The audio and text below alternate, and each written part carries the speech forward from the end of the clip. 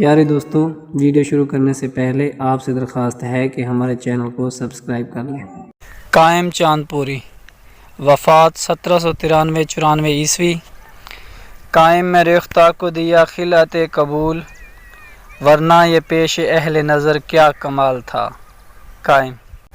قائم دور میر و مرزا کے بڑے خوشگو شاعر تھے، لیکن ان کی بدقسمتی یہ تھی کہ وہ ایک ایسے زمانے میں پیدا ہوئے جب میر و سودا جیسی دیو قامت ہستیاں دنیا شاعری پر چھائی ہوئی تھیں۔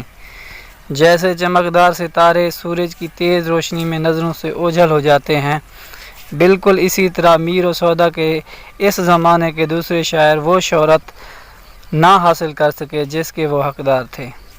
میر و سودا سے تو قائم کا کوئی مقابلہ نہیں، لیکن یہ حقیقت ہے کہ وہ اپنے دور کے بڑے شاعروں میں سے ایک تھے۔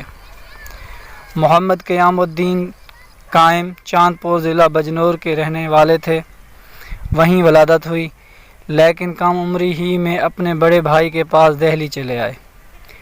بڑے بھائی منعم بھی شاعر تھے، اس لیے بچپن سے شاعروں کی صحبت میسر رہی اور ذوق شاعری پروان چڑھتا رہا۔ تعلیم حاصل کرنے کے بعد شاہی توپ خانے میں ملازم ہو گئے۔ 1754 عیسوی میں اماد الملک نے احمد شاہ کو تخت سے اتار کر اندھا کروا دیا اور اس کی جگہ عزیز الدین کو عالمگیر ثانی کا لقب دے کر تخت پر بٹھا دیا، تو یہ ملازمت جاتی رہی۔ ملازمت کی مصروفیات باقی نہ رہی تو قائم نے اپنا تذکرہ مخزن نکات مکمل کیا۔ اس کے بعد روزگار کی تلاش میں سرگرداں رہے اور کئی جگہ گئے۔ آخر ٹانڈا پہنچ کر نواب محمد یار خان امیر کے ملازم ہوئے۔ مرہٹوں کے ہاتھوں ٹانڈا تاراج ہوا تو یہ پھر بے روزگار ہو گئے۔ تلاش معاش میں دربار لکھنؤ گئے۔ جب دوسری دفعہ لکھنؤ پہنچے تو شہزادہ سلمان شوکو کا دربار وہاں آراستہ ہو چکا تھا۔ انہوں نے شہزادے کی مدح میں قصیدہ لکھا۔ آخر جائیداد اور وظیفہ بحال ہو گئے۔ یہ کاغذات لے کر چاندپور ہوتے ہوئے رامپور پہنچے، وہیں 1793-94 عیسوی میں وفات پائی۔ قائم نے پہلے درد اور بعد میں سودا سے اپنے کلام پر اصلاح لی۔ قائم کا مزاج دراصل درد سے نہیں بلکہ سودا سے ملتا تھا۔ انہی کی طرح یہ بھی شاعری کو دربار داری کا ذریعہ بنانے اور معاشی آسودگی حاصل کرنے کے خواہش مند تھے۔ ذرا سی بات پر خفا ہو جانے اور حجب کہہ کر اپنے حریف کی بخیا ادھیڑنے میں بھی ان کا مزاج سودا کے مزاج سے میل کھاتا تھا۔ قائم کے کلیات میں کافی ہجویہ کلام بھی موجود ہے۔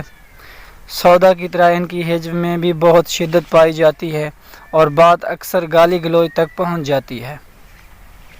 قائم نے ایک ضخیم کلیات چھوڑا ہے جس میں تمام اصناف سخن موجود ہیں۔ غزلیات کے علاوہ ان کی مثنویاں بھی قابل ذکر ہیں۔ ان کے کلام میں میر و سودا کا انداز جھلکتا ہے۔ کلام کا نمونہ یہ ہے: قسمت تو دیکھ ٹوٹی ہے جا کر کہاں کمند، کچھ دور اپنے ہاتھ سے جب بام رہ گیا، ٹوٹا جو کعبہ کون سی یہ جائے غم ہے شیخ، کچھ کسر دل نہیں کہ بنایا نہ جائے گا۔ قائم میں غزل طور کیا ریختہ ورنہ، ایک بات لچر سی بے زبان نے دکنی تھی۔